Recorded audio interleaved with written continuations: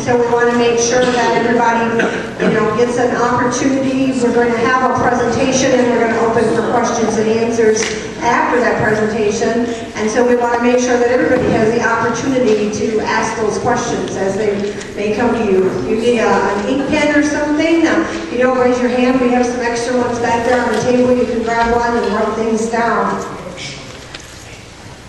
One thing I did want to mention is that this is being recorded. We have a gentleman from Channel 96 up here in the balcony who will be recording. So we will have DVDs available. We will also have audio CDs available after this. We will not have them tonight, but you can sign up back there on the table and we can have them made for you and you can get them at a later date. The lady right back there waving that clipboard, she'll take your order. And so if you do not want your face on television, I would like you to just right now raise your hand. And then he will definitely not focus where you're sitting. Did you catch that? Okay, he's good. So we did have a little bit of a change in format tonight. One thing we did have is we have a young woman that is going to give us a presentation on the cons, so to speak, of Common Core. We were going to have Mr. Sipka come, and he's the superintendent of Muskegon Schools, and was going to give us a presentation, but was called out of town, so he will not be here tonight. So you're kind of going to hear a one-sided story. But maybe there's somebody in the audience that will, maybe bring up some points that we do not capture, we do not see. And that we're going to allow plenty of time during our Q&A to do that. So right now I just want to thank you for coming. Thank you I'd like to thank Living Word Church, a family here, Pastor Tim Cross and his wife Sandra, and the church family here for opening their doors and allowing us to use the sanctuary. It's a great place to be, just a great place to be. And we want to thank our speaker tonight for coming. But right now, we would just like to take a moment and open up with prayer. So if you'd like to just bow your heads. Father, we thank you for this opportunity, Lord God, to come together, Lord, and Father, to hear what it is that you want to say and what you want us to understand. So Father, I thank you, God, for these presenters, Lord God, that are going to speak tonight. And I just thank you, Father, for this great nation that we live in. And Father, I just thank you, Lord, that this is our country. And Father, even as it was once said that may God bless America, Father, I just pray, God, that America will once again bless God. In Jesus' name, amen. Amen. And if you'd like to stand, we want to open with the Pledge of Allegiance. I pledge allegiance to the flag of the United States of America and to the republic for which it stands, one nation, under God, indivisible, with liberty and justice for all. I remember when we were in elementary school, we used to do that every morning. And I guess it's not quite so prominent anymore. They don't do it quite so much. Well, we're here to talk about Common Core and why we should be concerned. And there's a quote from Walt Disney that says that our greatest natural resource is the mind of our children. And our children are the future of America. So it's right that we are concerned with what is being taught in our schools and what is being presented that is going to shape and develop the minds of our children that will impact our nation in future generations. So what is Common Core? We know it is a new curriculum, and it is an assessment standards developed and presented nationally by the National Governors Association and the Council of Chief State School Officers for each state to adopt. It is being implemented and mandated to public schools, but it will also affect private and home schools. So what are the motives and underlying goals? Who proposed and developed it? Who approved it? How is it funded? Will it improve education, or will it be good for our kids? These are the unanswered questions, and then most of the states in our country have already adopted Common Core as their curriculum.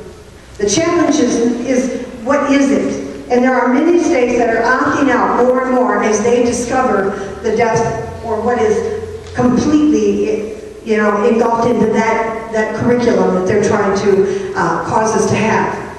So hopefully some of these questions, as well as other insights, will be answered for us tonight. So it's my honor to be able to introduce to you our guest speaker. I would love to have been able to introduce two of them to you, but we're going to introduce one. And her name is Melanie Curtis. Did I say that right? And she's from the Kalamazoo area. She has a BS degree in mathematics from the University of Michigan. She's an education advocate, currently a board member of the Great Start Collaborative of Kalamazoo County since 2009. She also serves 4 years on the Portage Public School Board, trustee vice president, Michigan Conservative Education Task Force chair, Vice Chair, Kalamazoo Republican Party, President, VanCal Tea Party, retired as a Director of Informational Systems at 15 years at Owens Corning, and a volunteer math tutor for 15 years. She comes well qualified to speak on what she'll speak on. As we're going to set forth a format tonight, please remember that our presenters here are not policymakers or decision makers, whether we adopt Common Core for our state or whether we don't. That's up to us to influence our lawmakers and to influence our congressmen and to speak to our representatives as to what we want to see happen in our state. But they have graciously come here tonight to give their point of view and present what they know or what they have researched about this topic. Each presenter, well, our presenter, we were going to give her 30 minutes, but I think we can probably afford you a little bit longer than that since we only have one presenter tonight. And after that, we will ask the audience to hold your questions and stuff until she is completely done. And when she's done, then we will open up for questions and answers. And when we do that, we have two microphones here. Did I introduce us? I'm sorry. My name is Rose Armstrong, and this is Deborah Null, and we are the directors of the Muskegon County Prayer Initiative, one of the facilities that has stepped up to present this.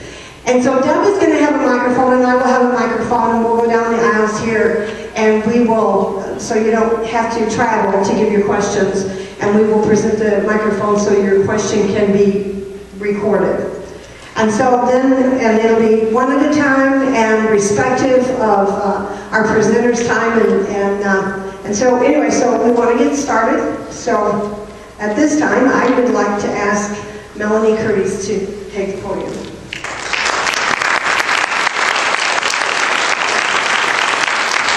Very much. I'm honored to be here this evening to present. I have some slides come up here about Common Core for you. I will tell you there are some good ideas behind Common Core, and I will cover those for you as a fair and balanced presentation. Go ahead. So I've been talking about education issues in Michigan and highlighting Common Core since last fall when I ran for the State Board of Education. Fortunately, I didn't win. A friend of mine said even Kwame Kilpatrick didn't get an 8-year sentence. It's an 8-year term. But those of you who do board work might understand that when you are on a board, there's a certain level of courtesy you have to give deference to a board and being part of the board versus speaking out with your own opinion.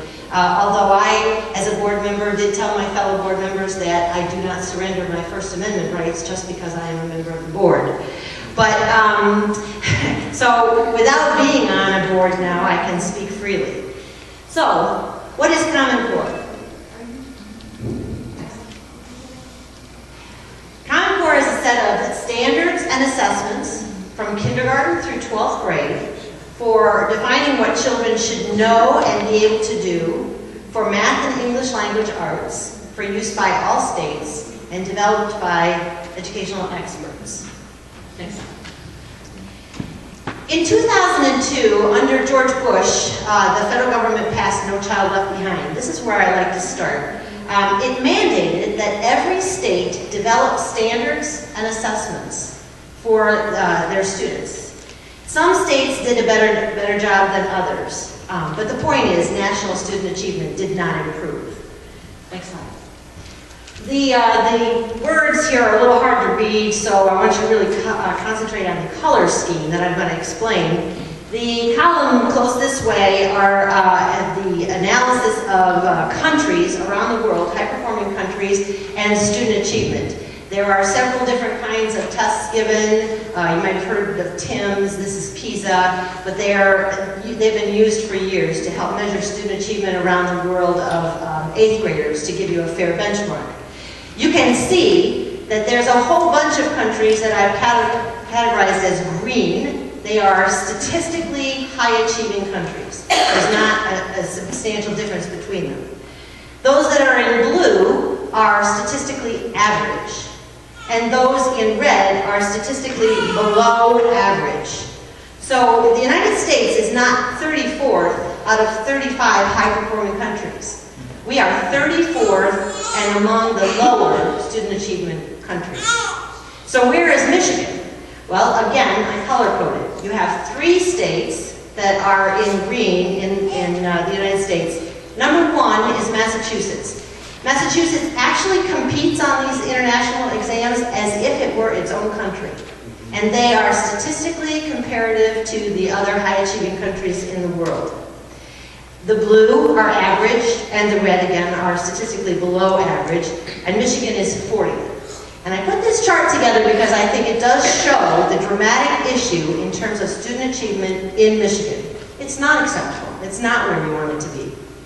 We have 30% of our students from 3rd grade to high school not reading at grade level, and 70% don't do math at grade level. Those are terrible statistics, terrible outcomes. And again, we're worse than a lot of our neighboring states. Next slide, please. So then, in 2009, under this context, the Common Core Initiative was started. The National Governors Association and the State School Chiefs, as was mentioned, in partnership with Bill Gates and the Gates Foundation, which provided a lot of the funding, authorized the development of standards for English Language Arts, ELA, and math. These names are the people who went into a conference room and wrote these standards. 5 people. David Coleman, Susan Pimentel, Jason Zimba, Phil Darrow, and William McCollum.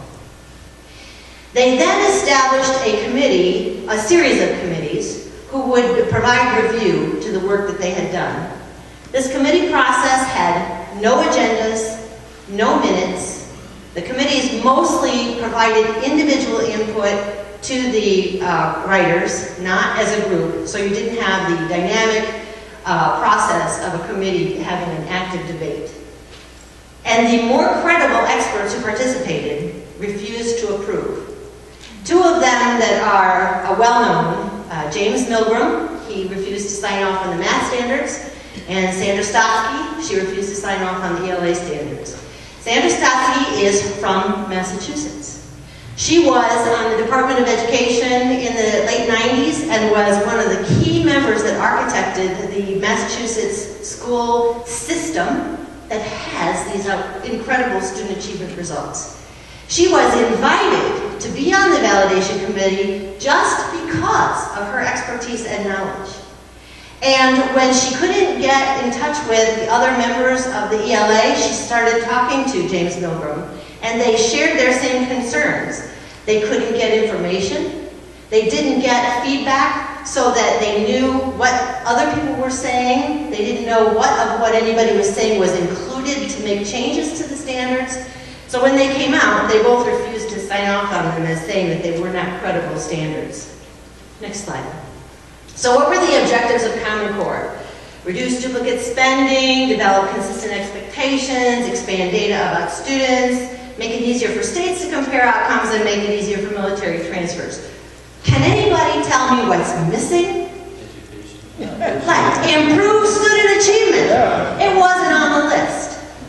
In 2012, the next slide please, the Brown Center report on American education said, despite all the money and effort, they foresee no impact on student achievement. Next slide please. So then the federal government involvement began. The Department of Education started linking funds, and this was the time when money was tight in a lot of states. to commitment to the Common Core standards.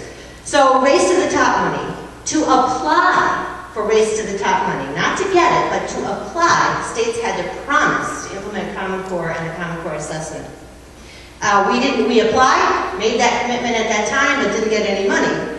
But then the Nutella behind waivers. So if you're familiar with the law, it was that by 2014, you would have 100% of your students working at grade level in English and math. Well, there isn't a school in the state of Michigan that's close to 100%, let alone as a state goal. So no other state either, even Massachusetts wasn't close to 100%. So these waivers were considered very important, and that was where we entered.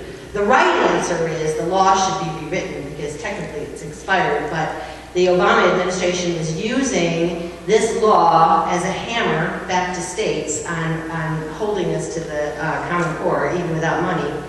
They also threatened to take away Title I funding. Title I funding is the money that is for students with special needs. It's not a huge amount of money in terms of the percent of money that goes to school districts, but it makes a difference. Well, the one good thing that came out of the Supreme Court ruling for Obamacare was that states could not lose Medicaid money if they didn't do Medicaid expansion.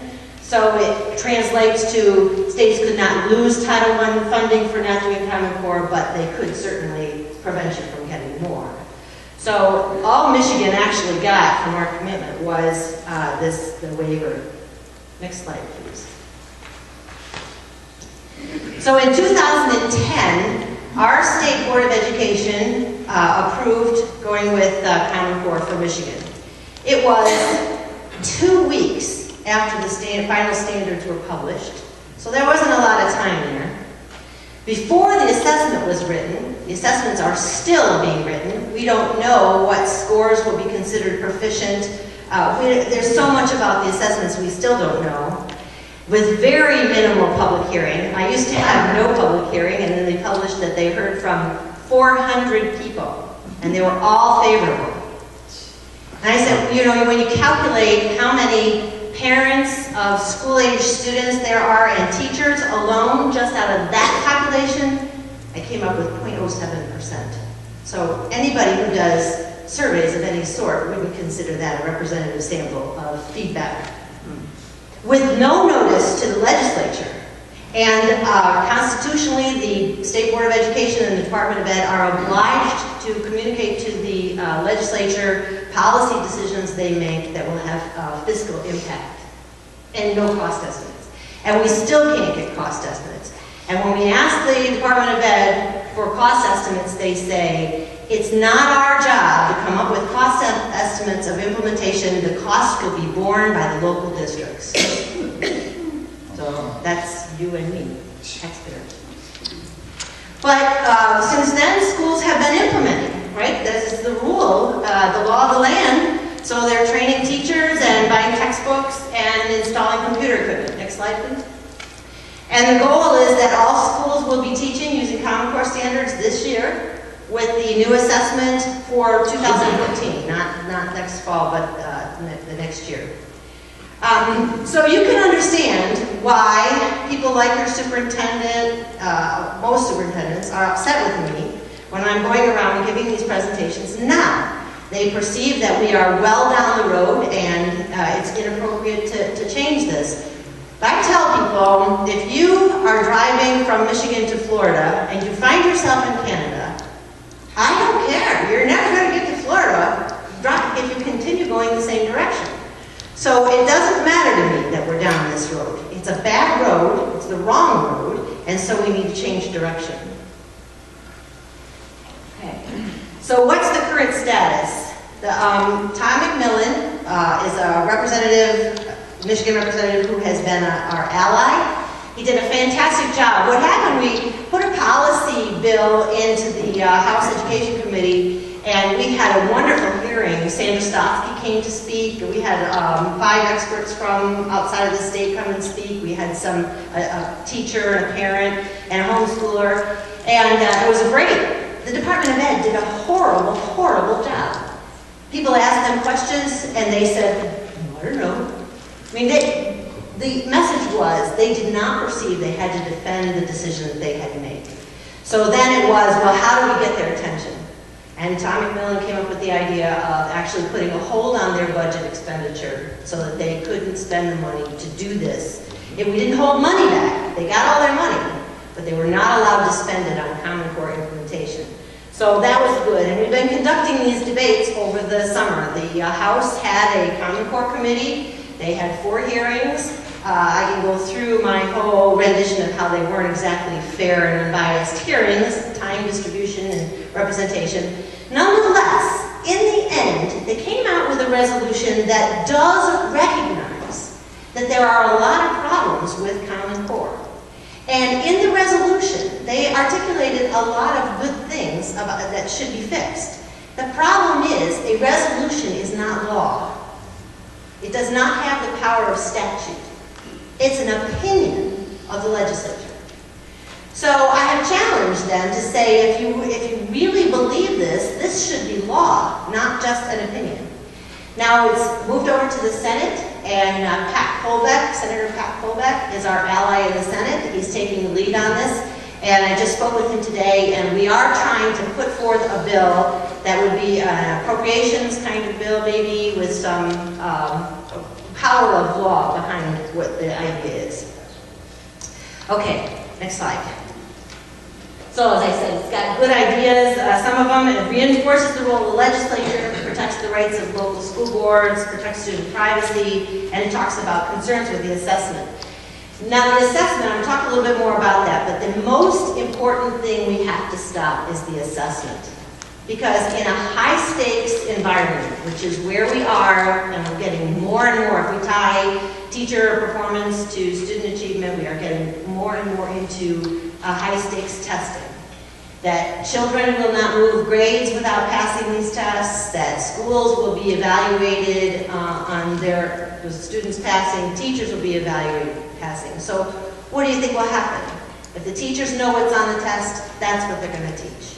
So whatever is, he who controls the test really controls the agenda in the classroom. Okay, so I want to go through some of just the kind of the myths and facts sort of thing. So the fact of the matter is, Common Core standards and assessments are copyrighted. They're owned by those private organizations, the National Governors Association and the school chiefs. Now, we have been told through the debate that we could change them. The Department of Ed says that it's possible for local districts to change them. But again, I get back to the point of the assessment. If the assessment is written based on those standards, that's what the teachers are going to be teaching, regardless of what your standards say. Okay, next. The Common Core standards and assessments will be maintained. That is, the standards could be changed based on a process that is unknown, unwritten, and run by unelected and unaccountable bureaucrats. So, the Michigan Department of Ed will tell you, Michigan has, I don't know if the guy's now been promoted to chair or is still vice chair of the Smarter Balance Consortium, that's our assessment. And you say, okay, great. What is he saying when he's in that room? Who is he representing? Where does he get his platform, so to speak for us in Michigan? How do we know he's saying what he says he's going to be saying? And why, if there are 12, 15 other people at the table, do we think he's actually going to persuade anybody? So it doesn't matter to me that Michigan has one person on this committee. The fact is, an analogy I heard was there's a big difference between owning the conference table and having one guy sitting at the conference table. It's a good analogy about having Michigan control our standards and assessment versus being part of this consortium. Okay, next. So one of the arguments was that it would reduce education spending for Michigan, but in fact, you have professional development, you have new textbooks, and the really huge cost is the computer technology. The standards are written to be taken on the computer. So every student has to have access to a computer, even if you just do 2 grades at a time. I mean, you're going to tie up your school if you spread your testing out for a significant period of time. But all the children will need access to the computer, and they'll need reasonable response time. And those of you who have ever purchased a computer know this is not a one-time investment. This is continuous. And we, the taxpayers, through local millages, will be asked to pay for this. Now, rumor has it some school districts are applying for grants to help with that. I don't know if that's possible. But in the long run, those grants will not be there forever. Once it's part of the landscape, we will be expected to maintain it. The other problem with computer-based testing, this is what they call adaptive computer-based testing. Okay? Adaptive testing means you get one question and you answer it to the best of your ability. If the student answers it correctly, the next question is harder. If the student answers it incorrectly, the next question is easier. Now, this adaptive model has been used in college entrance placement, so very successfully. So if you're going into college as a freshman and you want to be placed in the appropriate math class, they can use your ACT, but this is really helpful for them to figure out what you know and what you don't know. And it's about 20 questions at a college level can actually pinpoint about where you should fit in a class. Now, most colleges don't require that you follow that. You can choose to go into a harder class or an easier class, but it's good information for a student. It has never been used as a validated model for testing children from kindergarten to 8th grade. It's a new experiment. So I encourage you to look at some of the YouTubes of New York and their experience where they used the computer adaptive testing this year. There are stories of, 5 kids leave the room crying within the first 15 minutes. Because kids are, especially kids who have taken standardized tests before and we've taught them model, it's like, okay, if you don't know how to do the first one, just skip it, go to the next one. Well, you can't do that. And don't worry if you skip the first one, you can come back to it. You can't do that. And if you're sitting there looking at the problem and you have not a clue, you can't say pass. You have to put in the wrong answer on purpose. So it's very, very frustrating for children. And like I said, testing and assessments is a science. There's a lot about validating the testing process. And so these are unvalidated processes for testing. So I'm quite worried about that. So again, a reason why I think we need to get rid of the assessments. Okay, next. And for those of you who think that education is a small piece of the Michigan budget, in fact, when you consider preschool through university level, Michigan's spending on education is as 35% of the budget.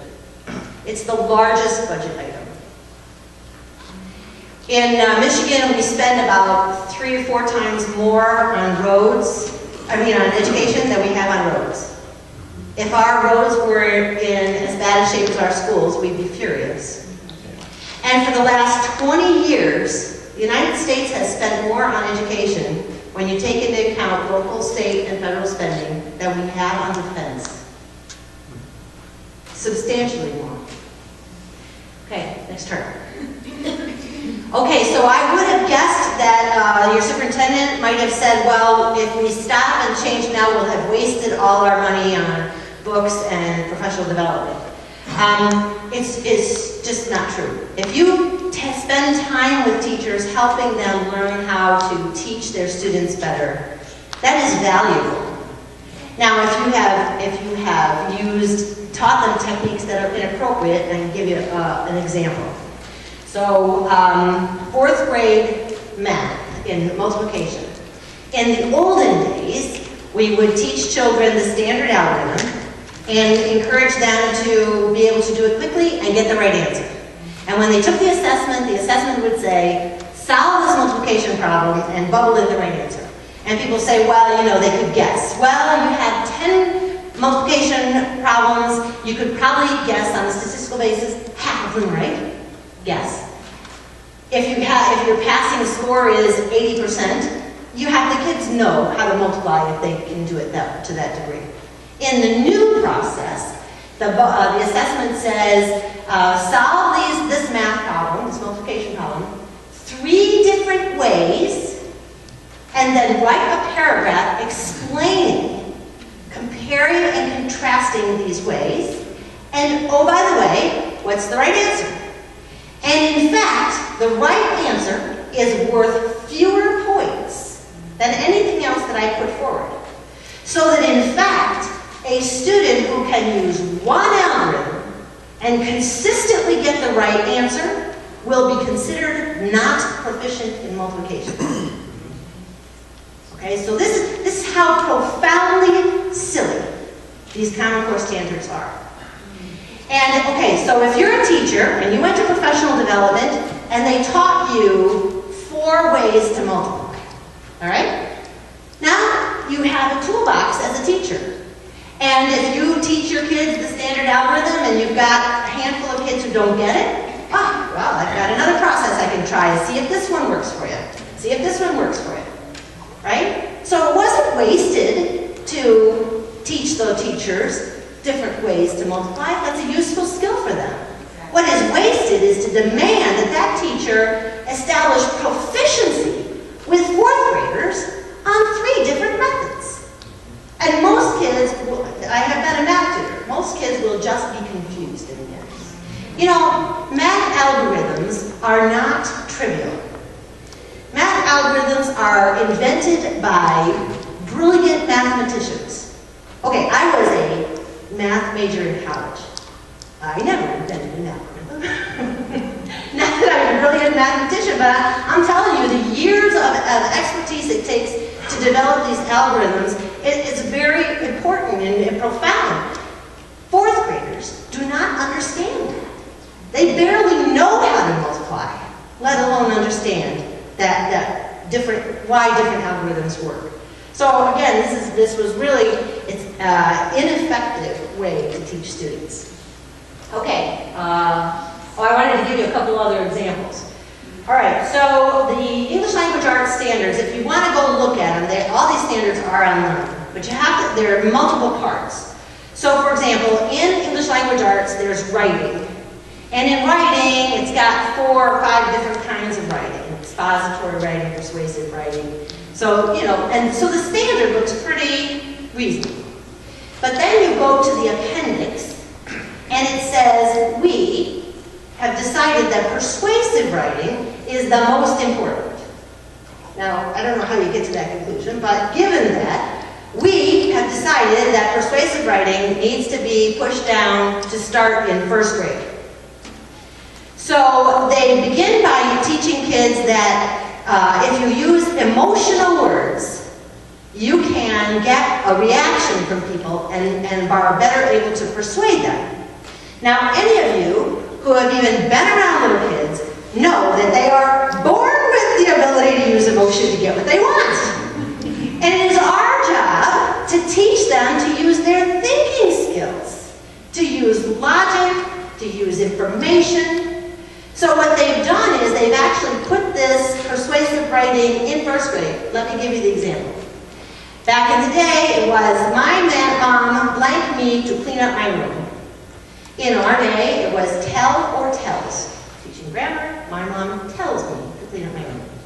In persuasive writing, it is, my mom tells or nags me to clean up my room. Guess what the right answer is? Nags. I don't know about you, but my 1st grader came home and said to me, quit nagging me to clean up my room. That would have been bad news, right? So here's the underlying fear. A lot of parents see that and they say, why are you teaching my child to be disrespectful to me? And why are you teaching them to use these emotional words when they should be learning to use their thought process, their persuasion, so as an adult and thinking. Okay, so I have one other example, and that's geometry in high school. So, you know, when we all took geometry, the way you started it is you learn what an angle was, what are the different triangles, how do you tell this triangle is congruent with that triangle, you know, the side and all that stuff. And then toward the end of the class, you would get to what they would call transformations, where you would, say, take a triangle and roll it on one of its vertices, and then say which one is that one when you roll it for. And then really complex, a 3-dimensional figure that's drawn in 2 dimensions that's rolled on the vertex. That's very complex. Most geometry teachers using Euclidean geometry and proof, the traditional method that we have used for hundreds of years, find this progression to be very positive for students. They understand it. Common Core calls for geometry teachers to start with three-dimensional transformations and then work backwards. Unbelievable. This process has only been experimented with, never successful in teaching students geometry. And we are telling every one of our high school geometry teachers, you must teach geometry this way. And then people will tell you it's not curriculum. Now, I perceive that to be a semantics game at that point. If you're telling me that I have to teach kids to use emotional words, that's curriculum. If you're telling me how to deliver my multiplication classes, that's curriculum. And if you're making me change the entire process of teaching geometry, that's curriculum. It may not be the book, but it is what's happening in the classroom. Okay, there's a rumor that Michigan will lose federal dollars if we drop Common Core. The truth of the matter is Michigan as a state didn't get any money for Common Core. Now I have heard, although I can't get documented anywhere, that some school districts have gotten grants directly from the federal government to help them with implementation of Common Core. Professional development or something. I don't know. I don't have any evidence. If you have access to your school district's audit report, maybe we can dig it out. I know how to read those, having been on a board. But I haven't been able to find it, but I've heard that through the rumor. So, okay, maybe we would lose some amount of money that way. Okay, Michigan would lose the No Child Left Behind waiver. That is a possibility. The waiver only is around for one more year anyway, and we have legal opinions that suggest that we'll be able to get past it. And Virginia is an example of a state that has a waiver without having accepted Common Core. Okay, next. We won't be able to compare student achievement across states without this. Well, I started off by showing you a chart. It sort of reminds me when Governor Snyder was newly elected, one of his ideas was that our children are too fat, and so we need to have BMI index added to the student database so that we can track how fat our students are. And I said, how do you know we have fat kids? I mean, somehow you already know them, right? I mean, not to mention that that's not medical, that doesn't belong in your education database, but that's the same problem here. They're saying that we can't compare states, but we can compare states. And we don't need a new set of standards to be able to do that. I would encourage you, if you want, just Google that. Compare state student achievement. You'll get at least 2 pages of things you can look at, choices of how we do it. Okay, next. And so what can we learn from other states? So people who want to compare to other states, let's think about that. First of all, Massachusetts, Florida, and Maryland all have better student achievement before Common Core than Michigan. We can learn that Utah and Alabama dropped out of the Smarter Balanced Assessment. We can learn that Georgia, North Dakota, Oklahoma, Florida, and Indiana have all dropped out of the other Common Core assessment. So if we want to learn from other states, why don't we pay attention right now and learn from what those people are having as an experience? And as I mentioned earlier, go look at New York. Okay, next slide. This is actually from Ed Trust, one of the groups that reports for Michigan and student achievement. And the top line, that blue line, that's student achievement in Massachusetts. And it's a ranking. The states are ranked against each other, okay? Number one since 2005. And stay up there, consistently improving. Then you have Maryland and Florida. That was pre-Common Core. So, wouldn't you, okay, we come back to the whole idea. If you wanted to come up with national standards, let's just for a moment argue that if they were voluntary, would it be good to have national standards? Well, I argue, first of all, educators know what is developmentally appropriate. Parents know kids should be able to walk at about 1 year old. Some walk sooner, some walk later. It's a reasonable rule of thumb. Educators know kids should be reading by the end of 3rd grade. Kids should be comfortable readers by the end of 3rd grade if they're going to be successful in the rest of their school career. They should know their multiplication facts in 4th grade. They just should. They should know how to divide in 5th grade. Start working on fractions. It's pretty much the rule of thumb of what's developmentally appropriate. But if you were going to write a set of national standards, would you take a bunch of people who have never written standards before and put them in a conference room and have them write them from scratch? Or would you go and look at these states and say, what do they have in common? What are they doing to generate these really good student outcomes? And wouldn't you draw from there? Instead, what they ended up with were things that those people don't like. Now people say to me, well, okay, isn't Massachusetts doing Common Core? Yeah. Sandra Statsky said, I don't know, $6–8 million. They sold it out. But on the other hand, Florida is just dropping out. So I say, if you really want to take the message of we should be able to compare and learn from other states, this is the message we should be learning, not starting all over from scratch. Okay, next. So the argument is that they won't expand data about students. Okay, so there's a lot about data that's hard to understand. For example, they do collect student-level data, but your student identifiable data, their name, social security number, birthday, address, is kept in a database over here. And then there's this thing called a unique identifier code. I say when our kids are born, they're going to want to stamp them with a UPC code and track them. I mean, the unique identifier code.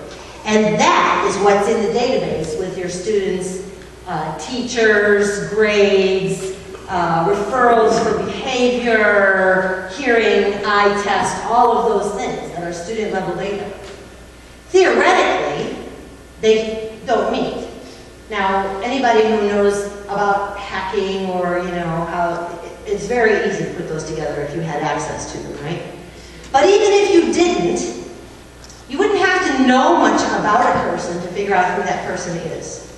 So I moved my kids around the country quite a bit when they were going to school. We went from Michigan to Louisiana to California to Georgia and back to Michigan. Whirling in the charities, I would say. But they all graduated, so that was good. But we wanted my daughter to apply for the Kalamazoo Math and Science Center. And that process is a blind process. So the kids fill out the application, but when it's given to the committee that's choosing which kids are in, they don't see their name and address and any of that personal identifiable. 2 committee members came up to me afterwards and said, oh, I knew that was your daughter because you guys just moved here from Georgia. And she said something about her school in Georgia. So, you can know about a person and discern who that person is. So there is no way you can provide that unique identifier code, student-level data someplace and be protecting student privacy. The data is already collected. In Michigan, we've been collecting a lot of student data at the ISD level for years. This was one of the issues I had when I was on Portage School Board because we've never used that data to inform decisions. You don't have people in the school systems who know how to do that. And they resist any effort to do so. So it's silly to me when they argue that schools will do better because they will have this data. The evidence in Michigan is that's not true. Then you get well, Michigan's not going to send more data to the federal government. And that's true, because all the data will be housed within the state of Michigan. However, it's the assessment. The assessment company, when the student logs on, they get background information about your student from the school. Then the student takes the assessment, and then the assessment goes to them because they score it and comes back. That company is contractually obligated to provide student-level data to the federal government. So when people tell you that the state of Michigan won't be sending more data to the federal government, they're not lying. But if you ask them, will the federal government have more information about our students as a result of this? The answer is yes. And if that's a concern to you, And that's a concern to me, because it will be there forever. Now, I had, when my son graduated from college, he had 3 traffic violations, speeding, right? And when he went to get a sales job, he went all the way through the process, and they did his background check. He couldn't get the job because they had an agreement that if they, for their insurance, their driving insurance, that he couldn't have an outside sales job.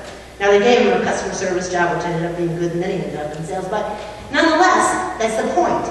You don't know how this data could affect kids in the future, right? We just don't know. I mean, so, okay, maybe a conspiracy theory idea, but one of them is if your child was ever diagnosed with ADD in school, they won't be eligible to be able to buy a gun as an adult. I mean, we just don't know, right? We just don't know. If it's out there, it can be used. So that's a concern. And I forgot to mention, there is a law. It's called FERPA, Family Education. Anyway, FERPA. That's supposed to protect your student data. And in 2009 and 2011, the law was revised to expand who has access to that data. And it is now written that anyone that the government determines has an educational interest. So, right, me, any kind of researchers, the textbook companies, software companies, right? Where are you going to draw the line? So this was brought up this summer in the conversation, and I think it was very persuasive to the legislators. Okay, we need Common Core to make it easier to cross state lines. As I told you, I did this a lot.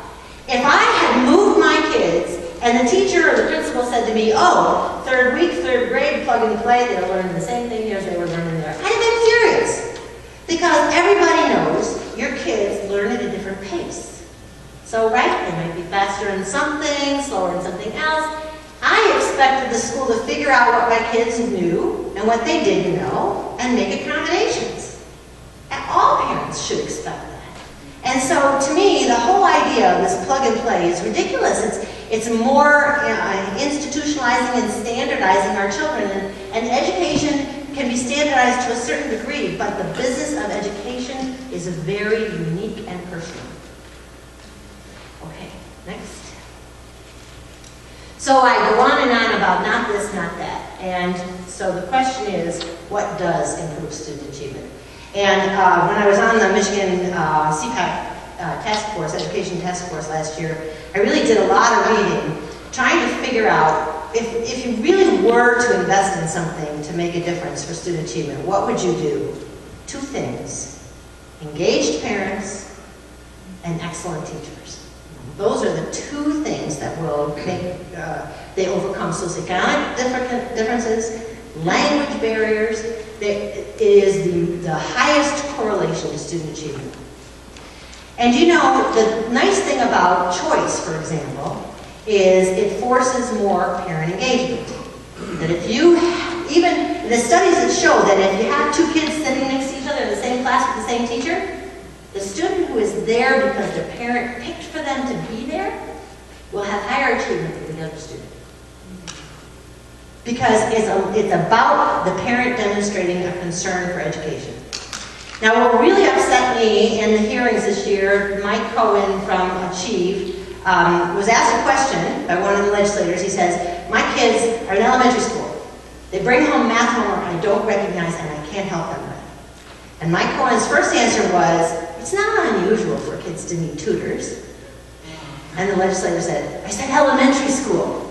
Really? I mean, I'm a college graduate. Shouldn't I be able to help my kids with elementary school homework? And he said, the standards were not written with parents in mind. So, not only did they go in a room and make up these standards, they did not follow the research that is so clear right from the beginning. That figuring out how to engage parents, and those of us who have been in education longer, we know this is not the first time that this has happened. When we went from phonics to whole language, and you're trying to teach your kids how to read, parents didn't know that. The first time we went to fuzzy math, parents didn't know that. And so it worries me when schools intentionally change things to make parents ineffective teachers at home. You can't. So the message to kids is very bad. But the other thing is excellent teachers. That those of us, you can always go back to the teacher who inspired you. And it makes a huge difference. And when I was on the school board, one of the things I challenged our principals was, you know who the great teachers are. You don't need a fancy system to tell you that. And you know who the weak teachers are. You don't need a fancy system for that. And okay, this was before right to work and tenure law changes. I said, it's hard to get rid of bad teachers. Okay. You can at least make sure no child has a bad teacher 2 years in a row. You could at least do that as an administrator. That's within your control. They don't do that. They don't pay attention to that. That would be an easy thing. Now, on the other hand, if you had so many bad teachers that you couldn't guarantee that, then that's a different problem. And I do think some schools are at that level. But you see, within your own school system, there are things that if your administrators were really using data, research, evidence to make decisions, they could do things that would help our children all succeed much better than they are today. Okay, so what should we do instead? We can improve Michigan standards. Although the Fordham Institute found Michigan math standards to be clearer and more concise than Common Core, our English language arts standards could use some work. Sandra Stotsky from Massachusetts has volunteered to come work with any state for free if they want to build off of the Massachusetts framework that she was part of putting it in place. Okay? So we could do that. It wouldn't be that hard. We should expand school choice, but I really gave it to the legislators, the Republican legislators. I said, you think you did a good thing giving us choice.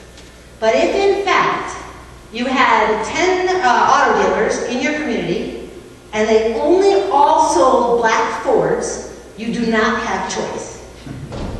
Right? Other than maybe who the owner is, right? So if all our charter schools, all our Catholic schools, all our Christian schools, and all our public schools have to use Common Core and take the Common Core assessment, you are not providing choice of what's happening in the classroom.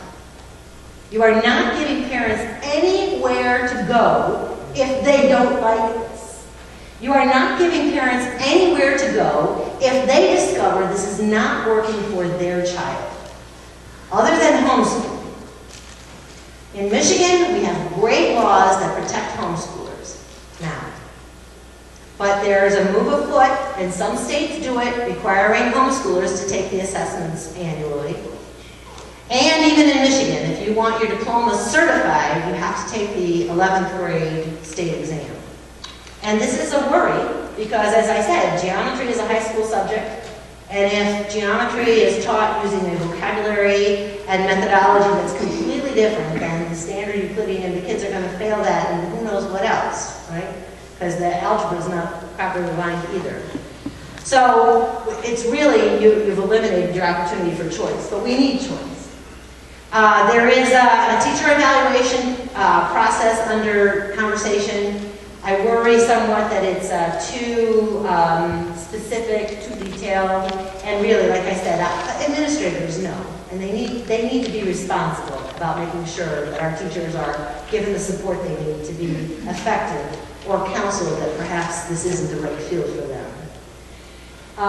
We can use the MEP. We don't have to run to a new exam. And there are other choices that are available. I actually would prefer if the state would go to statistical sampling, like the NAEP, the Nations Report Card is statistical sampling. I remind people that there is an environmentalist alive who will tell you that they have to test every molecule of water to determine if a body of water is polluted. You don't.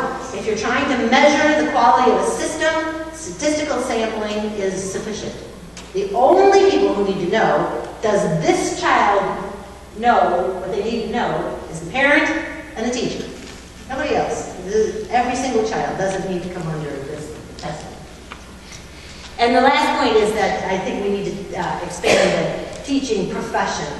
When I was running for state board, I went and interviewed with the union, the MEA. I am a Republican, so I didn't expect their endorsement, but I wanted to tell them how disappointed I was as a school board member, because I don't think they represent teachers as professionals. They represent them as if they're hourly workers. They negotiate hours and salary and benefits. They don't argue the right of teachers to decide what's happening in the classroom. An example I gave is, I used to be in information systems.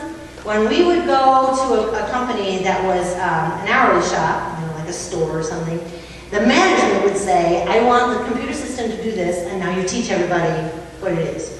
When we went to a professional shop, we would have, say, a suite of tools, and we would show the professionals, here's our suite of tools, which ones would you like to try? And each professional in the office could try something different, right? Until they figured out what they wanted.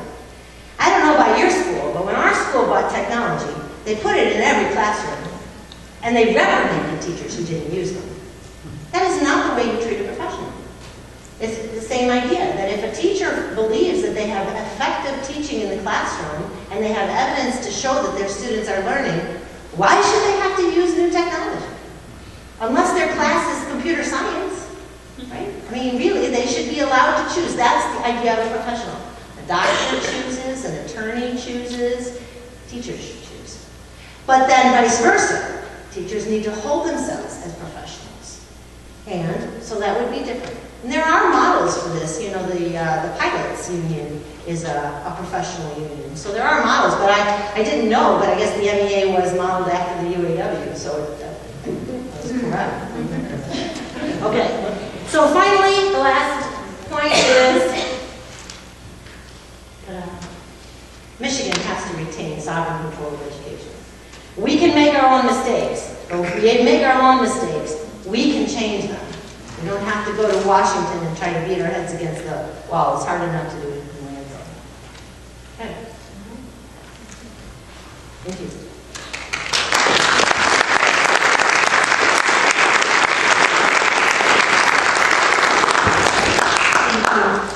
Can you hear me okay? All right, we're going to go on to the next section and do some questions, Q&A. Do we have another mic that can go around? One right here, and then You want to sit down? Or you...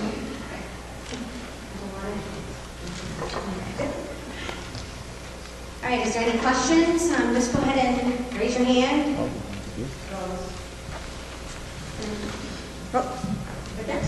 let me get this guy right here. There you go. Rose, you need to turn the button on. Yeah. Judy, come on over here for a minute. Okay. My name is Alan Jagger, and if we have schools that are poorly educated in Muskegon County, and we have schools that are very, very good in Muskegon County. And I happen to be one from one of the poorer areas. How do they bring them kids into, they want them to be the same. Do we bring the good kids down to the bad kids, or are they trying to find a way to bring the poorer students, I mean poor educated, not poor money-wise, poor educated up?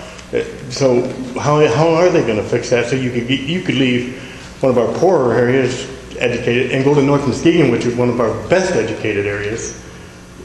One of them's going to have to shift to get everything the same, I guess. Okay, unless you're talking about Detroit, there are no school districts in the state of Michigan that have 0 students working at grade level, okay?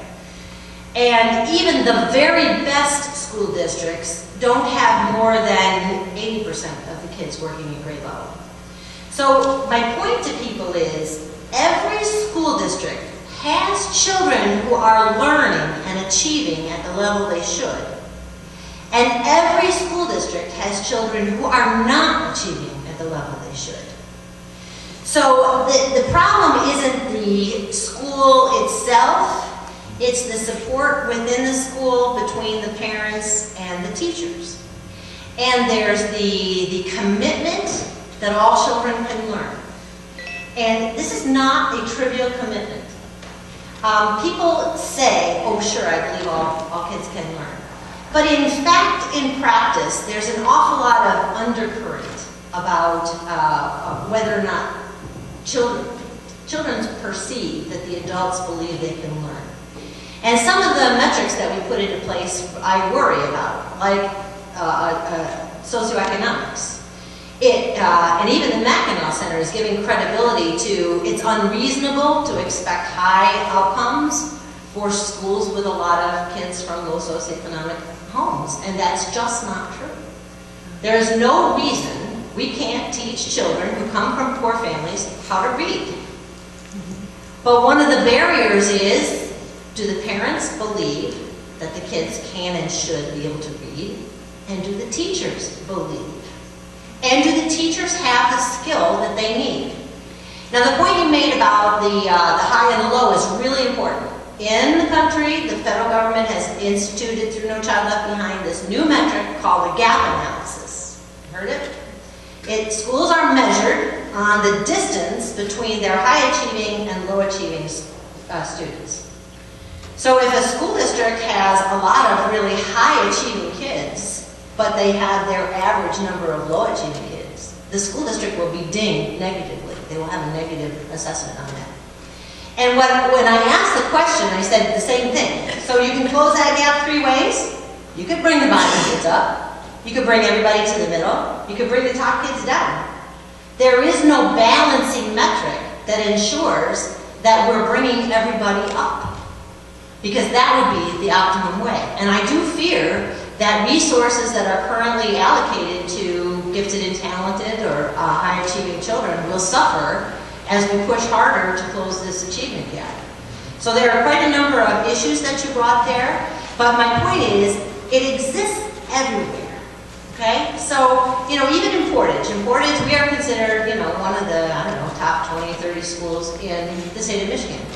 We have 30 to 40% of our kids not working at grade level. So it's a challenge everywhere, and I do think one of the arguments I suggested to people, if we had, when No Child Left Behind, if all we had done was commit that every single child will be reading by the time they finish 3rd grade, or before we let them go to 4th grade, our student achievement would have soared. Because not being able to read is a handicap all the way for every other subject. So this is the more important problem. Not the standards, not the assessment. So we're wasting all this energy and time on the wrong topic. This topic is the right topic. How do we find a way so that every child is supported to reach that reasonable expectation? And my metric is that if you expect a child to be able to earn a driver's license, they should be able to read and do that. That's a reasonable expectation of those children. I mean, heck, somebody taught Helen Keller how to read. Okay, we have a question right here. Well, actually, it's not really a question, although I have hundreds of questions about this.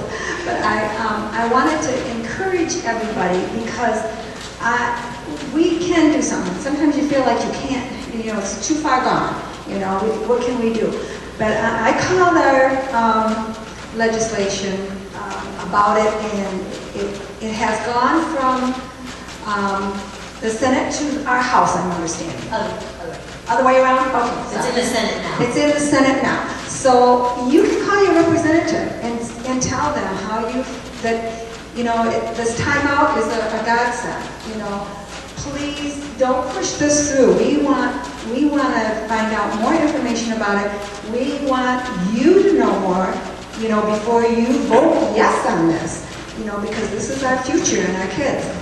So you can call your Senate, your representative, and also there's information on the pamphlets in the back. If you don't pick one up, call the State Board of Education and let them know that we're not really, we have a lot of concerns about the Common Core. And I have that number if you want to jot it down. It is 517-373-3324. And I just really encourage you to you know, not only in your sphere of influence, you know, going home and talking to your friends or talking to your, you know, the people at school or your teachers, your family members, do this too, because I think that's what's going to make a lot of difference. And thank you. We have a question over here.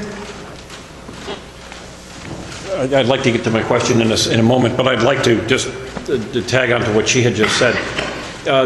Political power is scary. We feel like we have none. In this issue, there's only one human being in the country that we need to be in touch with, and that is our senator, if you live in Muskegon County, Republican Senator Jeff Hansen.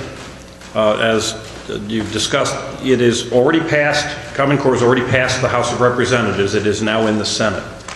The only person who represents us in the Senate is Senator Jeff Hansen. If you call him and express whatever opinion you may have of Common Core, you will have some power. I've been told by dozens of House and Senate staffers that 15 to 25 phone calls can sway one of our elected officials, a senator or a state representative, from being in favor to being against. So Senator Jeff Hansen, first name is G-O-E-F-F, just Google Michigan State Senator Muskegon. It's real easy. Only one person. Once they vote, it's over. You can go on and do whatever your life draws you to. But this is one of the few times that you have extraordinary power. Pick up the phone, call them, and tell them what your opinion is. Now, I'd like just to get to my question, and that is, I had spoken to one of Senator Hansen's aides earlier, later last week. She told me that Common Core, at least in the form that they're planning on voting on, is purely testing. And I suspect that is true, although it's got tentacles that can allow it to morph into bigger things. But is the major reason to be for or against this, and in my case I would be against, but is that the testing, the teachers will of course educate and teach to the test, but this will be done at the federal level, and it's going to be significantly harder to change the test if we're unhappy with it at the federal level than if it were at the state level. Is that the major reason, or am I totally off on that? So technically it's not federal, although the Federal Department of Ed is providing oversight to the test development. The test is national because it's owned by a national organization, Smarter Balance Consortium. It is national, and as I say, it's nearly impossible to change, and you can't see it. It's on the computer. Even the teachers can't see it. So let's say they let you see 25 questions. What evidence do we have that those are the 25 questions that students are actually asked to answer? It's dynamic. So the testing is the most important factor. The resolution does address the standards. I am less worried. The standards themselves, as just standards, as I mentioned, like the writing standards, are pretty reasonable. Some of the distribution of the standards from K-3 are not developmentally appropriate, but generally they're not unreasonable standards. It's the appendix, the exemplar reading recommendations, the textbooks that are coming out that are Common Core aligned. All of these pieces are instructions that then will all be brought together and executed in the assessment.